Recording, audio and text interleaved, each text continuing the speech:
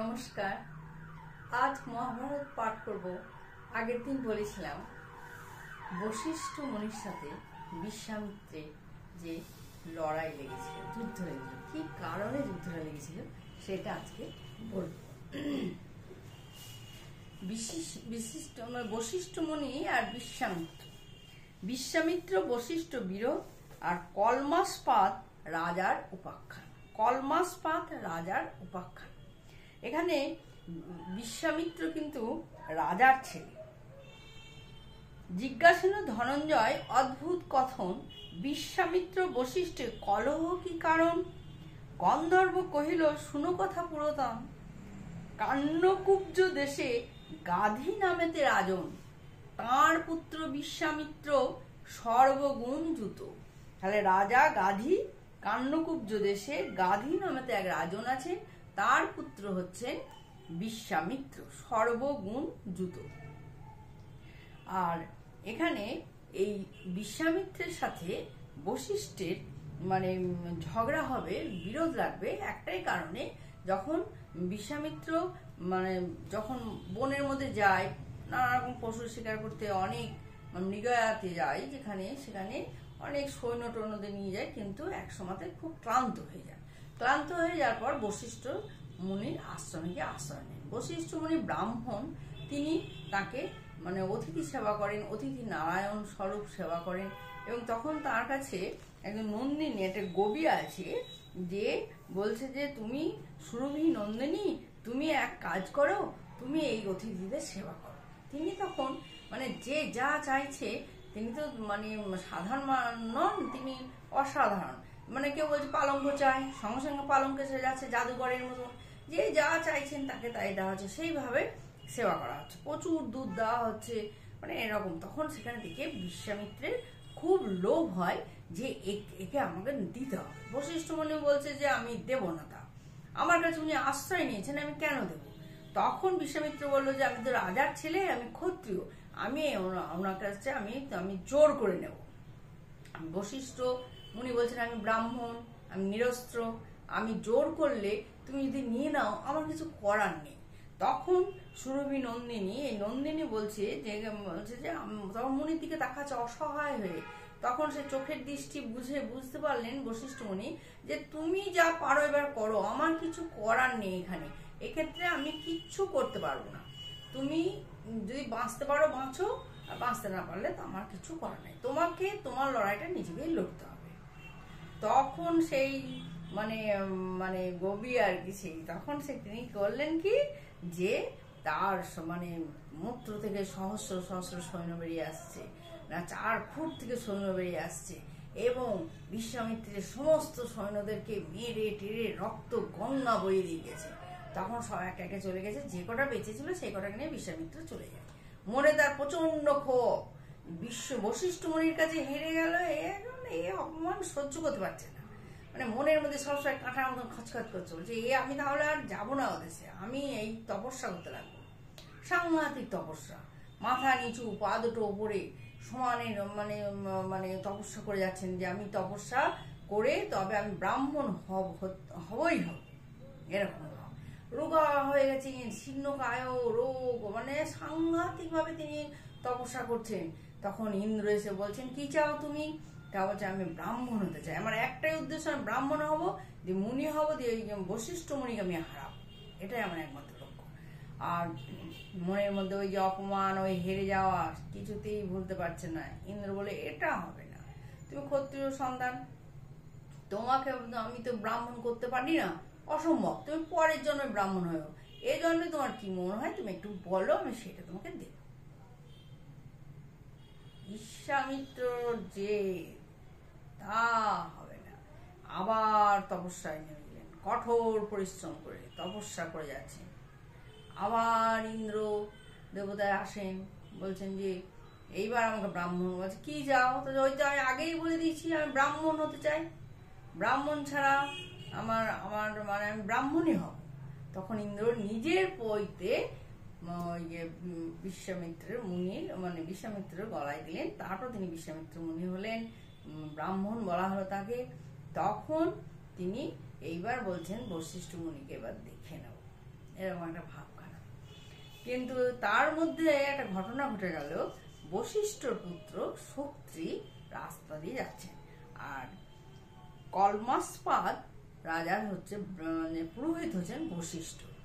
তা তিনি যখন মানে একটা যজ্ঞ করবেন বলছেন, বশিষ্ঠ মুনি বলছে এখন যজ্ঞ না করলেই হয়। তখন বললো আমার কোনো দরকার নেই, আমি বিশ্বামিত্রকে পেয়ে যাবো, এরকম একটা ভাবখানা রাস্তা দিয়ে আসছিল। তখন শক্তির সাথে মানে বশিষ্ঠর যে পুত্র শক্তি, তার সাথে রাস্তায় দেখা হয় এবং মানে বলছে পথ ছাড়ো রাজন।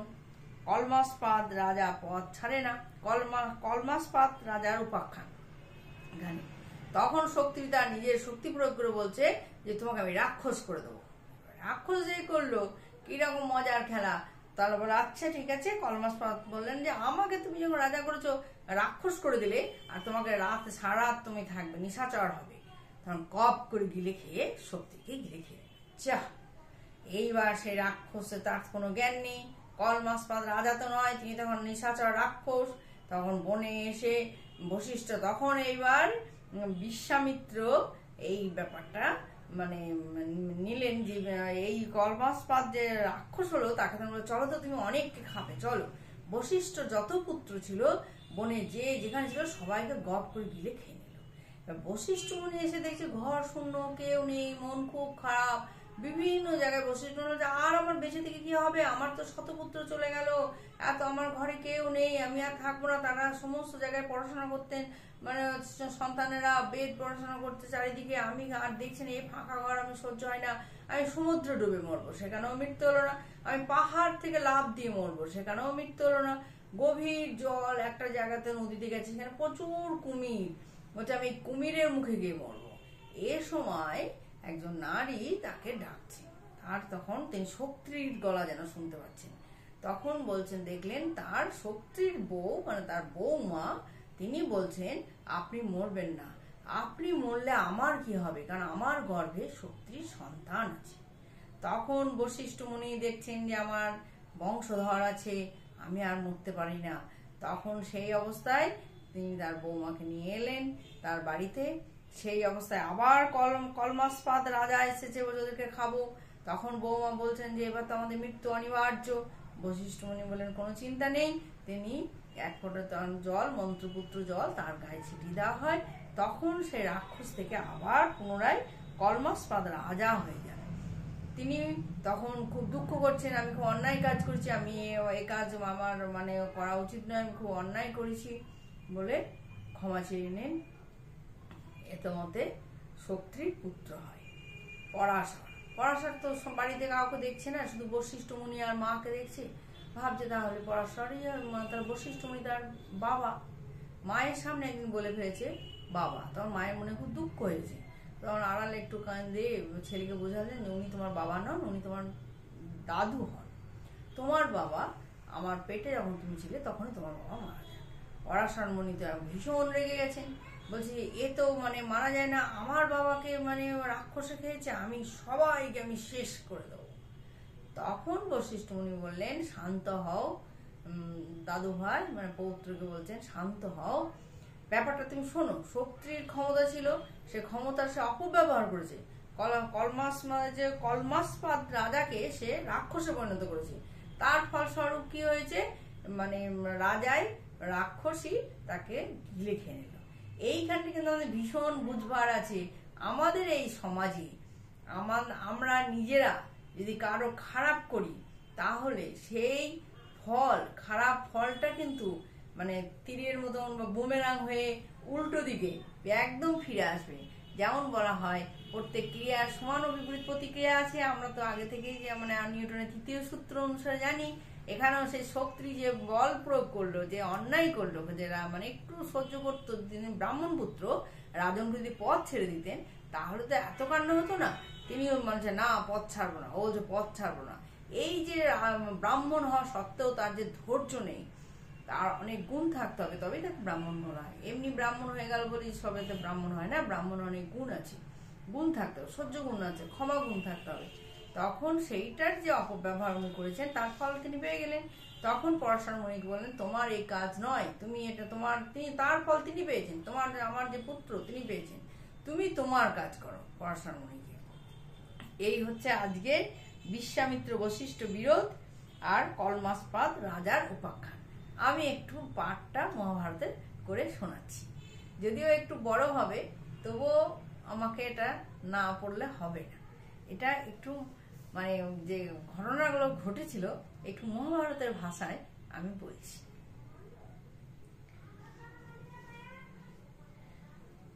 একদিন সসন্নিতে গাধীর নন্দন মহাবনে প্রবেশিল মৃগয়া, কারণ মারল অনেক মৃগ বনের ভিতর। মৃগয়ায় শান্ত বড় হইল নিপরণ, মৃগয়ায় শান্ত বড় হইল নৃপবর। নৃপবর খুবই শান্ত হয়ে গেল, ক্লান্ত হয়ে গেলেন। ক্ষুধায় পীড়িত হইল পরিশ্রম, ভ্রমেতে ভ্রমিতে গেল বশিষ্ঠ আশ্রম। মনোহর স্থল দেখি হইল হৃষ্ট মন, উত্তরিল যথায় বশিষ্ঠ তপোধন। রাজারে দেখিয়া পাদ্য অর্ঘ্য দিয়া মুনি, অতিথি বিধানে পূজা করিলেন তিনি। এটা অলরেডি দেখছি আমি 11 মিনিট হয়ে গেছে। আমি পুরোটা আজকে পড়বো না, পুরোটা শুনতে খুব মজা লাগবে, ভালো লাগবে। আমি পুরো ঘটনাটা বলে দিলাম আজকে গদ্য আকারে, নিজের মতন করে, বই থেকে পাঠ করে। এইবার কিছু আমি এখানকার কথা বলবো, কাজেই একটু বলে আমি আজকের মতন রেখে আবার পরের দিন আমি শুরু করব। রাজারে দেখিয়া পাদ্য অর্ঘ্য দিয়া মুনি, অতিথি বিধানে পূজা করিলেন তিনি। রাজার যতেক সৈন্য পরিশ্রান্ত দেখি, নন্দিনী ধেনুর প্রতি হইল যে ডাকি। দেখো রাজার সৈন্য অতিথি আমার, বশিষ্ঠের আজ্ঞা পেয়ে সুরভি নন্দিনী। সংসারে যাহার কর্ম অদ্ভুত কাহিনী, হুঙ্কারে বিবিধ দ্রব্য করিল সৃজন। চর্ব চুষ্য লেজ্জ পেয় নানা রত্নধন, বস্ত্র অলঙ্কার মাল্য কুসুম চন্দন। বিচিত্র পালঙ্ক শয্যা বসিতে আসন, যেই যাহা মাগে তাহা পায় ততক্ষণে। পাইল পরমানন্দ সর্বসৈন্যগণে, গভীর দেখিয়া কর্ম বিস্ময় রাজন। বশিষ্ঠ মুনিরে বলে গাধীর নন্দন। বশিষ্ঠ মুনিরে গাধীর নন্দন মানে বিশ্বামিত্র বলছেন, এই গভীর মুনিরাজ দান করো মনে। লোভ হয়েছে, লোভ, এই যে মানে যা চাইছে তাই পেয়ে যাচ্ছে, লোভ খুব খারাপ জিনিস। বশিষ্ঠর আছে বাড়িতে, বিশ্বামিত্র মুনির লোভ করার কি আছে? তুমি এসেছো, সেবা পেয়েছো, চলে যাও, ব্যাস। না, বশিষ্ঠের ওই মানে গভীরকে দেখে তার লোভ হয়েছে। পর সম্পত্তিতে লোভ করতে নেই, লোভ করলে তার ফল ভালো হয় না। পরের অনেক থাকতে পারে, তুমি গেলে সেবা পেলে চলে এলে, ব্যাস। লোভ সংবরণ করা উচিত। এইখানে আমাদের শিক্ষা গ্রহণ করা উচিত। যার বাড়িতে গেলাম, একটা ভারী সুন্দর ফুলদানি দেখলাম বা একটা খুব ভারী সুন্দর একটা জিনিস দেখলাম, মনে মনে লোভ হলো। অনেক সময় অনেকে চুরি করে নিয়ে পালিয়ে আসে, অনেক সময় অনেকে বলে ওটা আমাকে দেবে গো, দেবে, যদি এমনিতে না পায়। এই জিনিসগুলো খুবই খারাপ, মানুষ করে না সাধারণত, তাও কিছু কিছু মানুষ লোভে পড়ে পাপ কাজ করেও থাকেন। আমরা সমাজে দেখেছি, একটা সুন্দর জিনিস ড্রয়িং রুমে আছে, কে গেলেন, হয়তো আগেকার দিনে এরকম হতো। এখনকার দিনে মানুষ চাইলে এখন প্রচুর জিনিস বাজারে নানা রকম, তবুও মহামূল্যবান জিনিস মানুষ প্রথমেই ড্রয়িং রুমে রাখে না, একটু সাবধানে একটু ভেতর দিকে রাখে যাতে কেউ না নিতে পারে। তা ঠিক বশিষ্ঠ মুনিরে বলে গাধীর নন্দন, এই গবি মুনিরাজ দান করো মুনি। কেন দেবে বশিষ্ঠ মুনি, কেন দেবেন? বিশ্বামিত্র মুনিদেরকে এত সেবা যত্ন করা হলো, তার লোভই বা কেন এত হবে? পরের জিনিসে লোভ করতে আছে কখনো? তা তখন তাই এটা আবার আমি পরের দিন পড়বো। আজকে দেখো মানে মানে এই কাশিরাম দাসের লেখাটা না পড়লে ঠিক ভালো লাগবে না। আমি বললাম এবার তখন বলছে, নতুবা সকল রাজ্য লহ তপোধন। এত লোক, নতুবা সকল রাজ্য লহ তপোধন, হস্তি অশ্ব পদাতিক যত সৈন্যগণ। মানে এত জাদুকরের মতন যা চাইছে তাই দিচ্ছে। একে সে সোনার হাঁসছে, যেমন সে ডিম দেওয়া হাঁস ছিল না, সোনার ডিম দিত রোজ, তা সেরকম ব্যাপার। এইরকম মানে এত সুন্দর জিনিসকে না নেওয়া হয়, এটা তুমি সব নিয়ে নাও, তবে একে দাও। হস্তি অশ্ব পদাতিক যত সৈন্যগণ আছে তুমি নাও। বশিষ্ঠ মুনি তিনি ব্রাহ্মণ, তিনি পড়ান মানুষকে, তিনি ধ্যান করেন, তিনি জ্ঞান বিতরণ করেন, তিনি নিজে জ্ঞান চর্চা করেন, পড়াশোনা করেন। তার অত সৈন্য নিয়ে কি হবে? তুমি তো ব্রাহ্মণ, তিনি তো ক্ষত্রিয় নন। বশিষ্ঠ বলেন নাহি দিতে পারি দান। বশিষ্ঠ মুনি বলছেন না, এ দান আমি দিতে পারি না। বশিষ্ঠ বলেন নাহি দিতে পারি দান, দেবতা অতিথি হেতু আছে মম স্থান। উনি দেবতা, দেবতা না হলে ওইভাবে বলতে পারেন এই পালঙ্ক চলে এসো, এই খাবার চলে এসো। তা তিনি অতিথি হয়ে আমার কাছে আসছেন। কোনো মানুষ যদি কেউ কার কাছে অতিথি হয়ে থাকে, তাকে কি দান করা যায়?